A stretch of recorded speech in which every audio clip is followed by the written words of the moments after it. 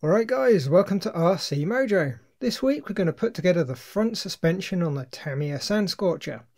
It's almost all metal with trailing arms rather than the usual double wishbones you get these days. So we're at step 10 then, the front arms. We need the front suspension mounts, although Tamiya call these axles, which seems a bit weird. We need the lower arms, the ones with the mounts for the dampers, and the upper arms. 4 arm shafts, 2 springs, and 4 3x3 grub screws. Now there's 2 assemblies to put together, a left and a right, and since the assemblies are pretty much the same, just a mirror image, we're going to build up just one here and then cut to the other one being finished.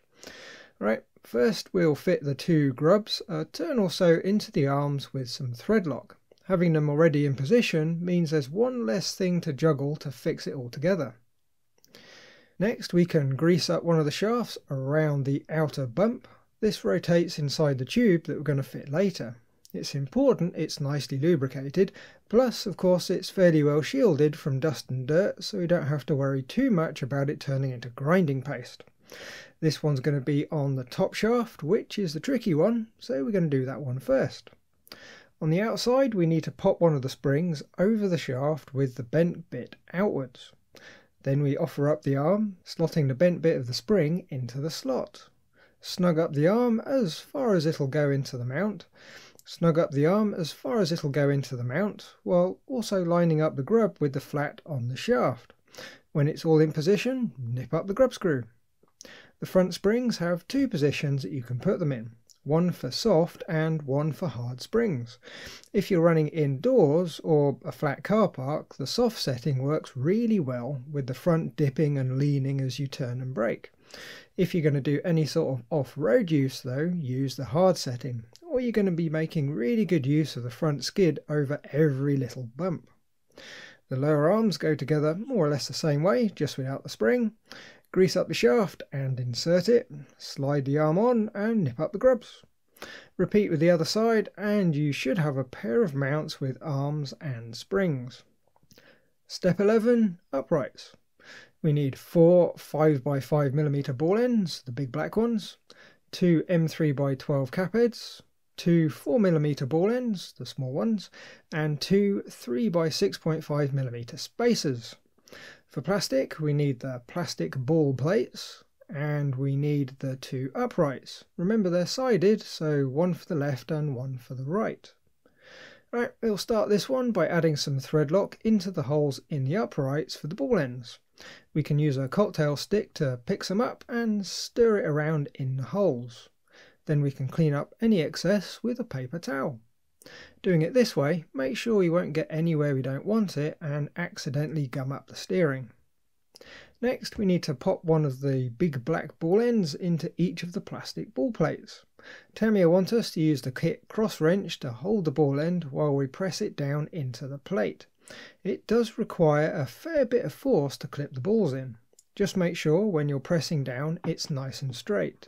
If you flip the ball out to the side you might just damage the plastic. Next we pop one of the plastic ball plates into the end of the arm with an Allen key in the top of the ball.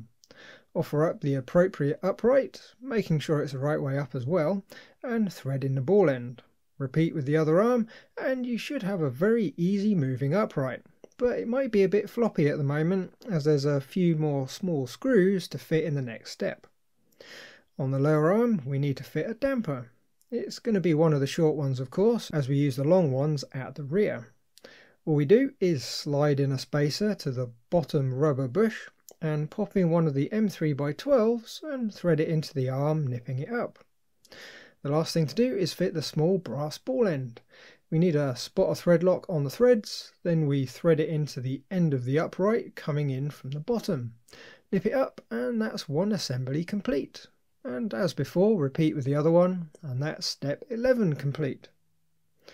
Okay, step 12, the front member, or combining the 2 assemblies we just put together. First, we need some tubes, 2 with thin walls and 1 thick-walled with threaded holes. Then we have 2 M3x12 cap heads, 2 M3x6 cap heads, 4 3mm washers, 2 3x6.5 spacers and 4 M2x6s.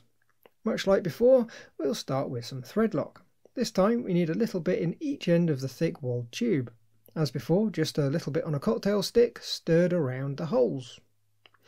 Right, to assemble we need to thoroughly grease up the ends of the suspension shafts, getting a good bit all around and over the end.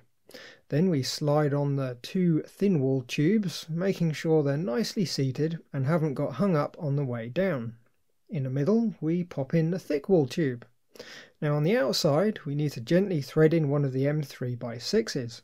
I say gently as we don't want to tighten it up just yet. We want to keep the thread lock liquid as long as we can. If we do it up now, it's going to grab pretty quickly.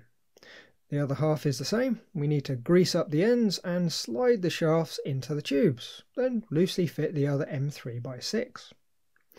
Next we have the small screws which attach the plastic ball plates. For those we need to very carefully lift the plates just a little bit so we can turn them to reveal the threaded holes. Then, again with a cocktail stick, we need to add a tiny amount of thread lock into the hole. A really small amount is all we need. We don't want to make a pool of thread lock under the plastic, we just need a little tiny bit in the threads. Then we spin the plate back round so it sits in the recess, and we thread in the small screws and nip them up. Repeat 3 more times and that's the ball plates fitted properly. You should find the suspension moves nicely now without all the looseness and wobbliness. The last bit is to fit the dampers to the upper mounts. Just like the other damper mounts, we use the spacers and M3 screws. This time though, we also need to use 2 washers between the spacer and the mount.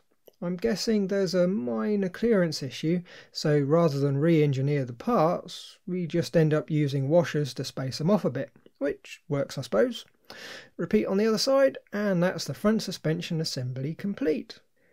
Step 13, the Servo Saver.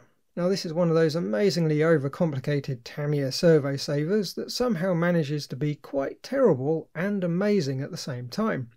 In the defense of this one though, it was designed to protect a plastic gear servo, so it's quite soft compared to what we're used to these days. For metal bits we need 3 4mm brass ball ends, 3 M2 nuts, and the enormous servo saver spring that looks a lot like a key fob ring. For plastic there's E1 and E4 the arms, E3 the base, and E2 the top. That just leaves the rather nice aluminium front post. First job then is to fit the brass ball ends and the nuts. The base and the top have some holes for the ball ends and nuts, so all we do is pop in a nut and thread in a ball end. We also need to add some thread lock, but we need to be very careful not to get any on the plastic, as it'll make it go a bit brittle. With the ball and nut fitted, we can carefully use a cocktail stick to transfer just a smear of thread lock on the exposed threads as they sit proud of the nut. Then we just need to undo the ball end a couple of turns and retighten. The threads will pick up some of the thread lock and it'll work its way down into the nut. With those in, we can open up the spring and pass it through the hole at the back of the base, then spin it around so the split is up by the ball ends. Next, the 2 short arms need a tiny spot of grease on the hinge pins, and they can pop into the holes in the top part. And now for the fun bit. We need to open up the spring and pop the ends into the cups on the ends of the arms. This is tricky by itself, but as well as opening the springs, you also need to be very careful that the arms don't pop out and the top part flips around. A pair of pliers helps a lot, and a bit of patience helps even more. Don't rush it and slip, be very methodical about it. Then all we do is close it up and fit the 3rd ball end in the top, using the same thread lock technique. Which just leaves the post, which needs a bit of grease around the base, and we can slide the Servo Saver on. And well, that's step 13 complete. Okay, step 14, mounting the front assemblies. This time we need an M4x12, 4 M3x10s, 2 2x54mm shafts, and 4 rod ends. To get them out of the way, we're going to build up the steering rods first. It's just a case of grabbing a rod with some pliers and threading the rod ends onto each end. we need to thread them on so there's 35.5mm between the inside faces of the rod ends. A vernier is ideal to measure the gap, but you can always offer them up to the diagram in the manual too. Either way, they almost always end up needing a bit of a tweak to set the toe in or toe out, so if it's a bit off I wouldn't worry too much just yet. Next we've got some more thread lock to apply. We need some in the mounting hole on the aluminium post, and we need some in the 6 holes for mounting the front suspension assembly. We're only going to be using the outer 4 in this step, but we'll do the middle ones too, just so they're ready. Okay, the front assembly offers up to the chassis, and we can thread in the 4 M3x10s, not tightening them fully until they're all loosely in first. Then we can go side to side and nip them up nice and tight. Next, we can do those M3x6s up that we fitted to the middle cross tube. Remember, we left them a little bit loose in step 12. The chassis will hold the assembly nice and straight while we tighten them up. To make it easier, we're going to use 2 Allen keys, one in each end, and we'll tighten one at a time. That way, we're not just going to be spinning the tube without actually tightening up the screws. The last bit for this step is the post, which just sits in the hole in the middle of the chassis, and we use the M4 screw from the bottom. So we can tighten it fully, the post has a hole drilled through it, so we can pop an Allen key in, so we've got something to get hold of. Well, actually the last bit in this step are the steering rods, which just clip into the ball ends on the Servo Saver. And well, we might as well clip them onto the uprights too, so we can see the steering work. And well, it's a simple setup, but it does work. Given the simple suspension at the rear, I'm sure it's going to be plenty good enough. We're not really going to be worrying about the precise handling here. Alright, last step for today, step 15, the enormous front bumper, which gets mounted to the bottom of the chassis with 2 M4x12s and 2 4mm washers. The bumper just offers up under the chassis, and the 2 screws of the washers thread into the middle holes in the front suspension assembly we thread locked earlier. All quite simple, and if you're a bit crash happy, it's an actual working bumper. It's not just for show. However, if you're not crash happy, there's some aftermarket bumpers that look like the box art, far more compact and a lot more realistic.